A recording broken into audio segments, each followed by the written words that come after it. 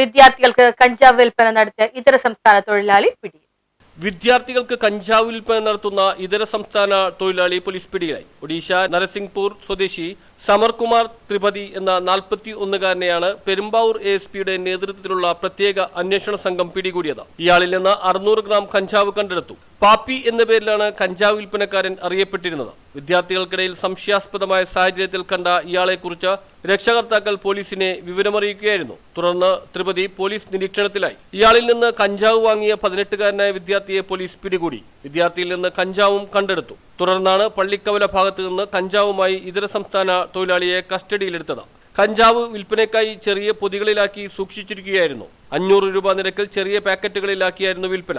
ഒഡീഷയിൽ നിന്ന് ട്രെയിൻ മാർഗം എത്തിക്കുന്ന കഞ്ചാവ് ഇവിടെ പാക്കറ്റുകളിലാക്കി വിൽപ്പന നടത്തിവരികയായിരുന്നു. ഉറപ്പ് അറ്റ് സ്കൂൾ പദ്ധതിയുടെ ഭാഗമായി സ്കൂൾ പരിസരങ്ങൾ പോലീസ് നിരീക്ഷണത്തിലാണ്. ലഹരിയുമായി ബന്ധപ്പെട്ട വിവരങ്ങൾ പോലീസ് അധികൃതരെ ഏതു സമയത്തും വിളിച്ചറിയിക്കാം. Perumbavoor ASP Shakti Singh Arya, inspector TM Sufi, sub inspector PM Rasiq, ASI P Abdul Manaf, senior CPOമാരായ വർഗീസ് ടി വേണാട്ട്, ബെന്നി ഐസക്, സിബിൻ സണ്ണി എന്നിവരാണ് അന്വേഷണ സംഘത്തിലുണ്ടായിരുന്നത്. News bureau, Perumbavoor.